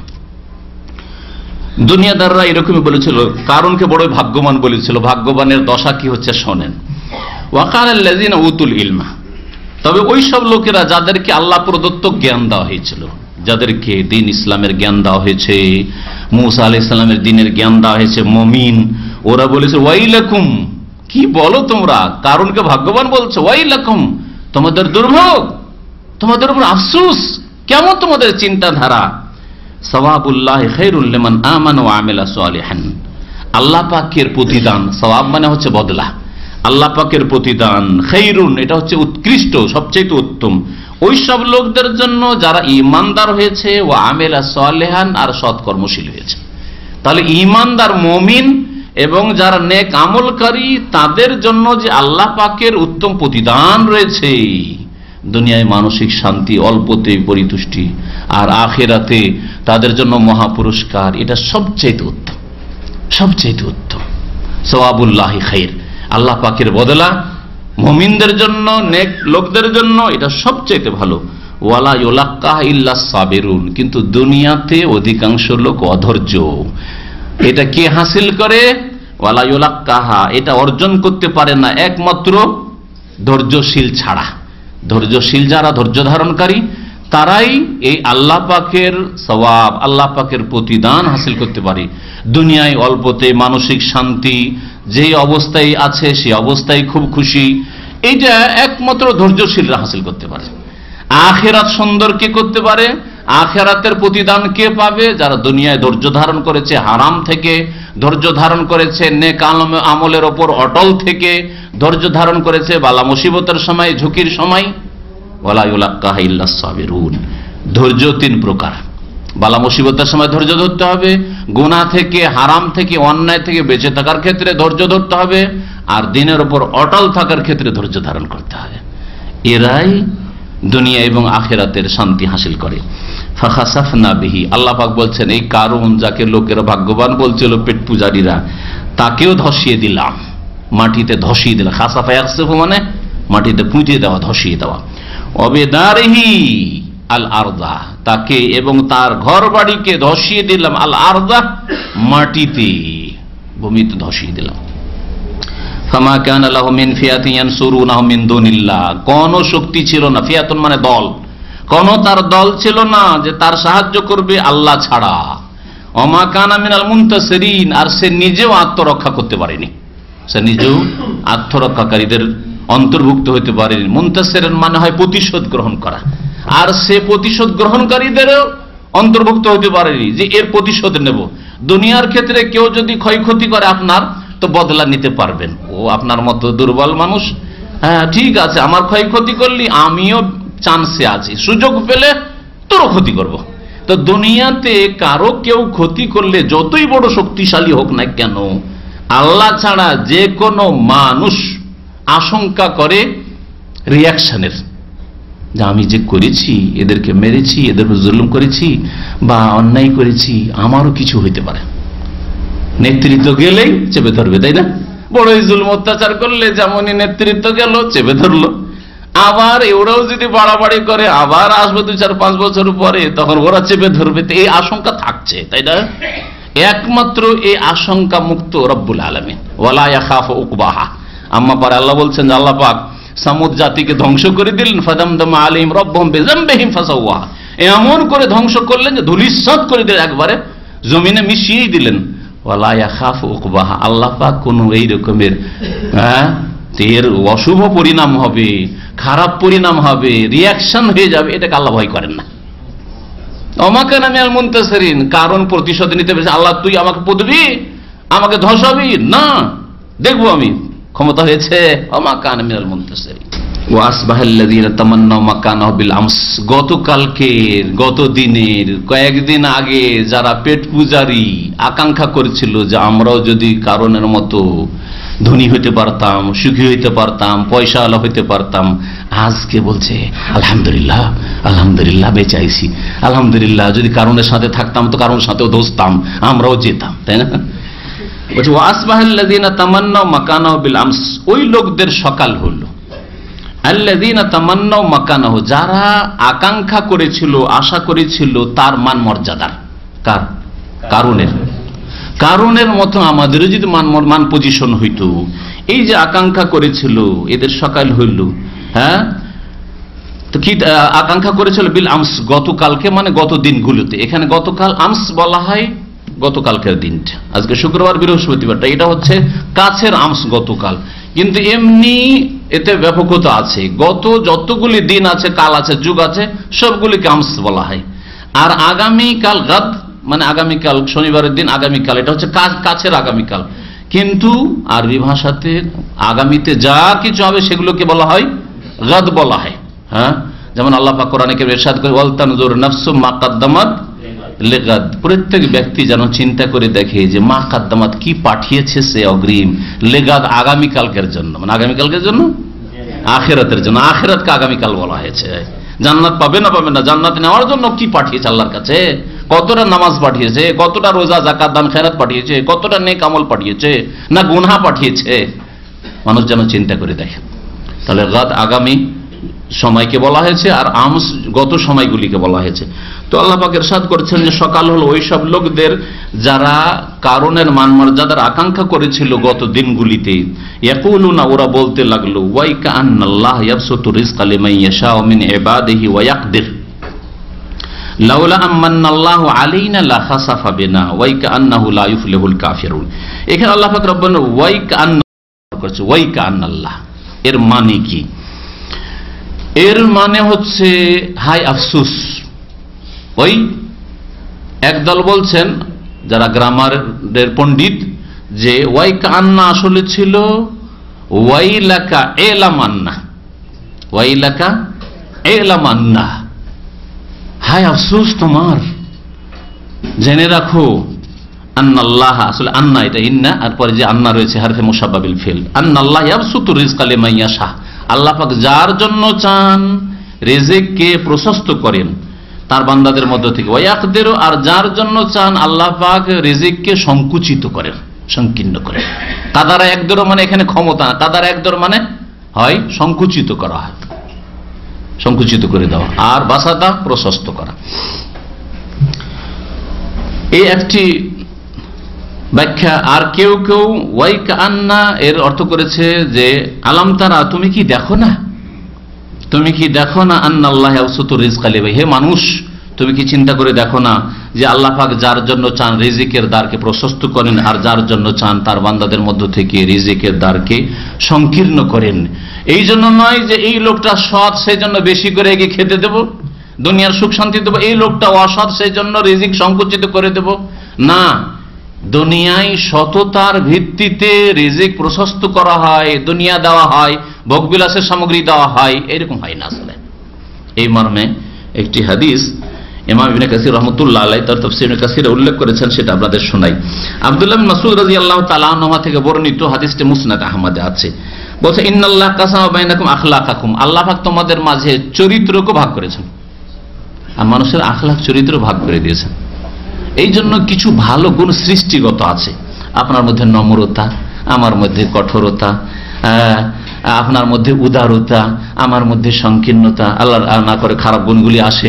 তো এইভাবে আল্লাহ পাক ভাগ করে দিয়েছেন। কাউকে আল্লাহ পাক রব্বুল আলামিন ঠান্ডা মেজাজের করেছেন, জন্মগত ঠান্ডা মেজাজের, কাউকে আল্লাহ গরম মেজাজের করেছেন, এইভাবে আল্লাহ পাক বিভিন্ন রকম করে সৃষ্টি করেছেন। কিন্তু এই যে গুণগুলি আছে, ভালো গুণগুলি আছে, সেগুলিকে বাড়ানো সম্ভব, বাড়ানো যায়, মানুষ মেহনত করলে বাড়াইতে পারে। মন্দ গুণগুলিকে কমানো যেতে পারে। আল্লাহ পাক মানুষকে বেশ কিছু ক্ষমতা দিয়েছেন, ইলমের ভিত্তিতে জ্ঞান শিখেন, ঈমান সুন্দর করেন, আমল সুন্দর করেন, দেখবেন খারাপ চরিত্রগুলো কমাইতে পারবেন। রাগ আপনার বেশি, আপনি মানে জন্মগত আপনার রাগ বেশি, কিন্তু ওইটাকে আপনার ইসলাম, ঈমান, নেক আমল, আখলাক, চরিত্র, আল্লাহ পাক, পরকাল, এসব চিন্তা করে আপনি কমাইতে পারবেন না, কন্ট্রোল করবেন। যদি আমার গরম মেজাজ না, আমি সবসময় আল্লাহকে ভয় করবো, জিকির আজকার করবো, আল্লাহকে স্মরণ করবো, আল্লাহ তুমি আমাকে এসব বাঁচিয়ে রাখি। এইভাবে যতগুলি খারাপ গুণ আছে সবগুলিকে মানুষ কন্ট্রোল করতে পারে চেষ্টা করলে, যতগুলি ভালো গুণ আছে সেগুলিকে বাড়াইতে পারে, সুসজ্জিত করতে পারে। কি বলছিলাম, নবী করিম সাল্লাল্লাহু আলাইহি ওয়াসাল্লাম বলছেন যে আল্লাহ পাক তোমাদের মাঝে কি করেছেন, রিজিককে, আখলাক, চরিত্রকে ভাগ করে দিয়েছেন। কামা কাসামা আরযাকাকুম, যেমন তোমাদের রিজিক আল্লাহ পাক ভাগ করে দিয়েছে। তাহলে রিজিক আল্লাহর ভাগ, আমার ভাগ্যে আছে দাম্মামে থাকা, আমি যতই বলি মক্কা মদিনা, মদিনা হবে না, কথা বুঝতে পেরেছেন? আর তার মানে এই নয় যে মক্কা মদিনায় যারা আছে ভাগ্যবান, হইতে পারে কারণের মতো, বুঝতে পেরেছেন? হতে পারে কারণের মতো। ঈমান আমল যদি সাধনা, এই তো কারণের চরিত্র। মক্কা মদিনায় থেকে যদি নামাজ না পড়ে, আপনি দাম্মামে কেন, বাংলাদেশে থেকে যদি আলহামদুলিল্লাহ তৌহিদ শিখলেন, তৌহিদ প্রতিষ্ঠা করলেন, শিরক মুক্ত থাকলেন, বিদআত মুক্ত থাকলেন, 5 ওয়াক্ত নামাজ পড়লেন, তাকওয়া পরহেজগারি অবলম্বন করলেন, আল্লাহর সাথে সম্পর্ক মজবুত করলেন, আপনি অনেক ভালো মক্কা মদিনায় থাকা লোকদের চাইতে। তো আল্লাহ পাক রব্বুল রিজিক ভাগ করে দেয়। আপনার চাকরি যেখানে আল্লাহ ভাগ সেখানে যেতে হবে। এই জন্য অনেক সময় অপ্রীতিকর মনের উল্টা অবস্থা চলে আসে। যেমন আমাদের এই ভাইকে জুবাইল যেতে হচ্ছে, কখনোই পেরেশানিতে পড়বেন না। চিন্তা করবেন এতদিন থাকলাম বন্ধু বান্ধব মহলে, নতুন জায়গায় যাব, আল্লাহ পাক সেখানে ভালো ব্যবস্থা করবেন। আল্লাহর সম্পর্কে সব সময় হুসনে জান, ভালো ধারণা, সুধারণা রাখবেন যে আল্লাহ এতেই আমার কল্যাণ রেখেছেন, আল্লাহ পাক রব্বুল আলামিন এতে পরীক্ষা করেছেন। বাপ মা এখানে আছে, ছেলে মেয়েদেরকে দেশে পাঠিয়ে দিতে হচ্ছে, কখনো পেরেশান হবে না, না বাপ মা পেরেশান হবেন যে 18 বছর হয়ে গেছে সেজন্য পাঠিয়ে দিতে হলো, না ছেলে মেয়েরা পেরেশান হবে। আল্লাহ পাক এইভাবে রুজি ভাগ করে দিচ্ছেন। কেউ সৌদি আরবের দিকে আসছে, আর কেউ এখানে ছোট থেকে মানুষ হলো, তাদেরকে এখান থেকে বিদায় হয়ে যেতে হচ্ছে। এটা আল্লাহ পাকের ভাগ, আল্লাহ রিজিক ভাগ করে দিয়েছেন, তার রিজিক নেই, সুতরাং থাকবে না। আল্লাহ পাক রব্বুল আলামিন ধন সম্পদ দেন, যাকে ভালোবাসেন তাকেও দেন, ওমান লা ইউহিব্বু, আর যাকে ভালোবাসেন না, ঘৃণা করেন, আল্লাহর শত্রুকেও দেন। বুঝা গেল? তাহলে ধন সম্পদের ক্ষেত্রে, নেতৃত্বের ক্ষেত্রে আল্লাহ পাক শুধু যাকে ভালোবাসেন তাকে দেন না, যাকে আল্লাহ পাক দুশমন মনে করেন তাকেও দেন। ওয়ালা ইউতিল ঈমান ইল্লা মা ইউহিব্বু, তবে ঈমান, আমল, ভালো জিনিস, আখিরাত কাকে দেন? মা ইউহিব্বু, যাকে আল্লাহ ভালোবাসেন। যাকে আল্লাহ ভালোবাসবেন তাকে ইলম শিখার তৌফিক দেবেন। বলেন আলহামদুলিল্লাহ যে আপনাদেরকে এখানে হাজার হাজার মানুষ আছে, বরং লাখ লাখ মানুষ আছে, হ্যাঁ, বাংলা ভাষাভাষী হাজার হাজার মানুষ এইখানে শিক্ষতে ঘুরে বেড়াচ্ছে, মার্কেটে ঘুরে বেড়াচ্ছে। তাদেরকে আল্লাহ পাক ভালোবাসেন না, সেই জন্য তাদেরকে ইলম শিখার তৌফিক দেননি। আর আপনাকে বেছে নিয়েছেন হাজারের মধ্যে একজন, দিয়ে আপনাকে ইলম শিখার তৌফিক দিয়েছে। বলুন আলহামদুলিল্লাহ। এটা নিজের পক্ষ থেকে বলছি না যে আপনারা আসবেন সেই জন্য। নবী করিম সাল্লাল্লাহু আলাইহি ওয়াসাল্লাম বলছেন, মান ইউরিদিল্লাহু বিহি খাইরান, যার সাথে আল্লাহ পাক কল্যাণের ইচ্ছা করেন, ইউফাক্কিহু, ভালোর ইচ্ছা করেন। আল্লাহ আপনার সাথে আমার সাথে ভালোর ইচ্ছা করেছেন, ইউফাক্কিহুহু ফিদ্দিন, তাকে দ্বীনের জ্ঞান শিখার আল্লাহ পাক তৌফিক দিয়ে থাকেন। অজ্ঞতা দূর করছি, ঈমান তাজা হচ্ছে, শয়তানি খেয়ালগুলি কমছে, আখিরাতমুখী হচ্ছি, কমপক্ষে ঈমানটাকে ঠিক রাখার চেষ্টা করছি, আমলটাকে ঠিক রাখার চেষ্টা করছি, ফরজ ওয়াজিবটা আদায় করছি ঠিকভাবে, হারাম নাজায়েজ কাবিরা থেকে বেঁচে আছি। এই যে মন মানসিকতা 1 ঘন্টা 1.5 ঘন্টা এখানে বসাই তৈরি হচ্ছে, যেটা থেকে হাজার হাজার লোক মাহরুম হয়ে রয়েছে। আল্লাহ আপনার সাথে কল্যাণের ইচ্ছা করেন, সেজন্য আপনাকে ঈমান, ইলমের, আমলের তৌফিক দিয়েছেন। আল্লাহ পাক যেন আমাদের কবুল করেন। ওই সব লোকেরা যারা দুনিয়াদার ছিল আর আকাঙ্ক্ষা করছিল গত দিনগুলিতে যে আমরাও যদি কারণের মতো পয়সাওয়ালা হইতাম, তারা বলতে লাগলো যে হাই আফসোস আন্নাল্লাহ, এখন বুঝতে পেরেছে মানুষের উপর যখন বজ্রাঘাত হয় তখন বুঝতে পারে, বিপদ আপদ আসলে তখন বুঝতে পারে যে আল্লাহ পাক রব্বুল আলামিন যার জন্য চান তার বান্দাদের মধ্য থেকে রিজিক প্রশস্ত করেন, আর যার জন্য চান আল্লাহ পাক সংকীর্ণ করেন। লাউলা আম্মান্নাল্লাহু আলাইনা, আল্লাহ যদি আমাদের উপর ইহসান না করতেন, অনুগ্রহ না করতেন, লা খাসাফা বিনা, তাহলে আমাদেরকেও আল্লাহ ধসিয়ে দিতেন মাটিতে। আমাদেরকে আল্লাহ পয়সা দিতেন আর আমরা ওইরকমই পাপ করা শুরু করতাম, আমাদেরকে আল্লাহ পাক মাটিতে ধ্বংস করে দিতেন। ওয়া কান্নাহু লা ইফলাহুল কাফিরুন, হায় আফসোস, হায় আফসোস, নিঃসন্দেহে জেনে রাখো যে লা ইফলাহুল কাফিরুন, কাফিররা কোনোদিন সফল কাম হয় না। অস্বীকারী, পরকালে অবিশ্বাসী, আল্লাহ অবিশ্বাসী, আল্লাহর তৌহিদে একত্ব অবিশ্বাসী, আল্লাহ পাকের দিন শরীয়তে অবিশ্বাসী, বেনামাজি, লা ইফলাহ, কখনো পরিত্রাণ পায় না, সফল কাম হয় না। আল্লাহ পাক রব্বুল আলামিন তারপরে ইরশাদ করেছেন আখিরাতের কথা। আখিরাত কার জন্য? আখিরাত অত্যন্ত মূল্যবান।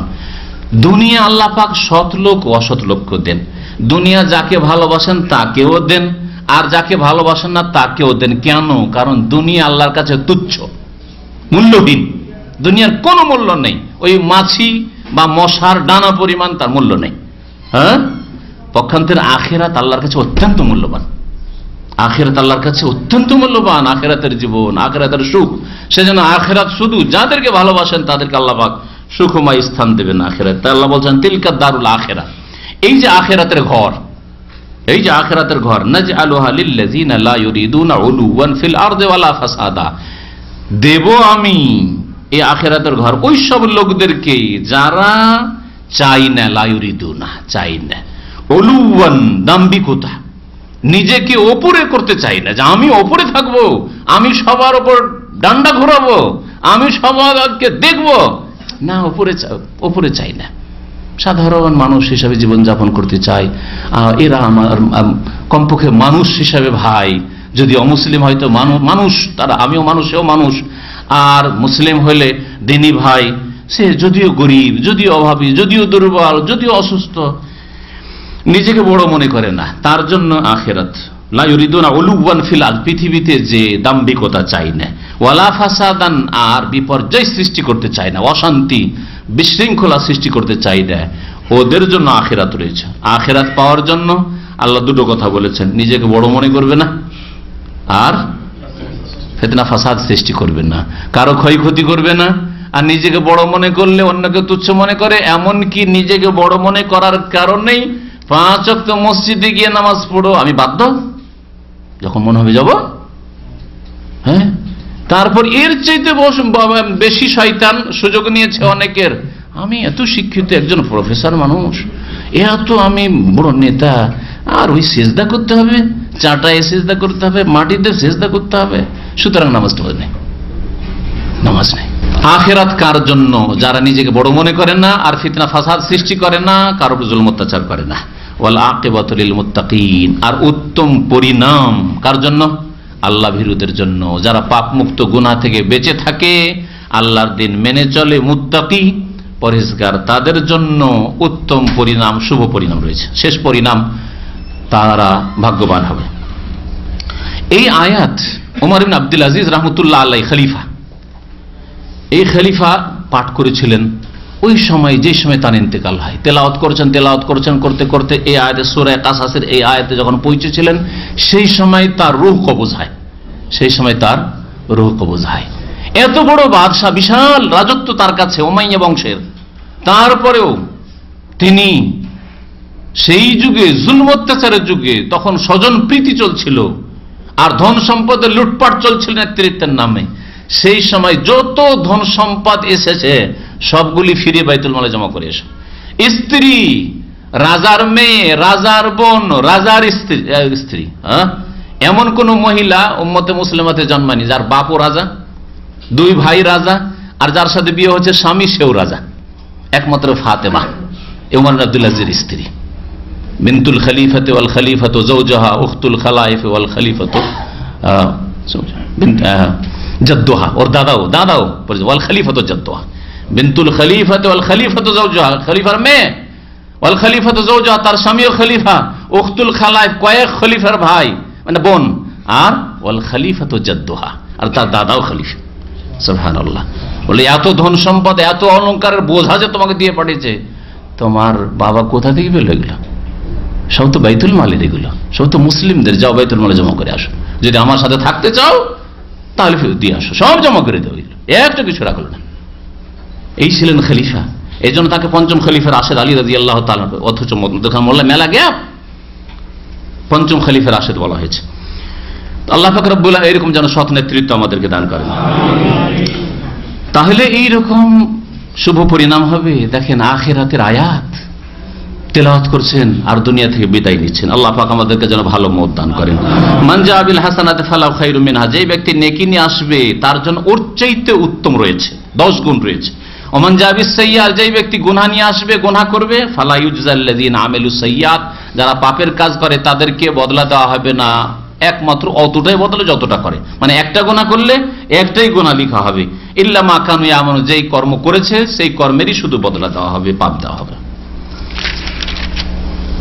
মহান আল্লাহ তারপর ইরশাদ করেছেন, ইন্নাল্লাযীনা ফারাদা আলাইকাল কুরআনা লারাদ্দুকা ইলা মাআদ। নবী করিম সাল্লাল্লাহু আলাইহি সাল্লামকে সম্বোধন করে আল্লাহ পাক বলছেন যে, হে নবী, যে আল্লাহ পাক তোমার উপর কোরআনে কারীম নাযিল করেছেন, নিশ্চয়ই ইন্নাল্লাযী ফারাদা আলাইকাল কুরআন, যে আল্লাহ তোমার উপর কোরআনকে বিধিবদ্ধ করেছেন, মানে কোরআনকে নাযিল করেছেন, লারাদ, কোরআনের বিধান ফরজ করেছেন, নাযিলও করেছেন, এবং কোরআনের বিধান তোমার উপর ফরজ করেছেন, তোমার উম্মতের জন্য বা মানব জাতির জন্য আল্লাহ পাক ফরজ করেছেন। লারাদ্দুকা ইলা মাআদ, অবশ্যই তোমাকে ফিরিয়ে দেবেন তোমার স্বদেশে, স্বদেশে ফিরিয়ে দেবেন। একটা তাফসীর, এই মাআদের 2টি তাফসীর করা হয়েছে। স্বদেশে আল্লাহ পাক ভবিষ্যৎবাণী করেছেন। নবী করিম সাল্লাল্লাহু আলাইহি ওয়াসাল্লাম মদিনা হিজরত করে চলে এসেছেন, মক্কা থেকে নির্বাসিত বিতাড়িত হয়েছেন, আল্লাহ পাক ভবিষ্যৎবাণী করছেন। আর সূরা কিন্তু মক্কি, হ্যাঁ সূরা মক্কি, এখান থেকে চলে যাবে, তোমাকে বিতাড়িত করা হবে, মক্কা ছেড়ে দিতে হবে, কিন্তু আবার মক্কায় তোমার স্বদেশে আল্লাহ পাক অবশ্যই ফিরিয়ে দেবেন, যেই আল্লাহ কোরআন নাযিল করেছে। 8 বছর হলো হিজরতের, হ্যাঁ 7 বছর গিয়েছে, 8ম হিজরিতেই নবী করিম সাল্লাল্লাহু আলাইহি সাল্লাম বিজয়ী হয়ে সাহাবায়ে কেরামদেরকে নিয়ে কাবা ঘরে ঢুকলেন, মক্কায় ঢুকলেন। মক্কা মুসলমানদের হাতে, নবী করিম সাল্লাল্লাহু আলাইহি সাল্লামের হাতে আসলো। আরেকটি তাফসীর হচ্ছে মাআদ মানে স্বদেশ নয়, মাআদ মানে হচ্ছে আখিরাত, পরকাল।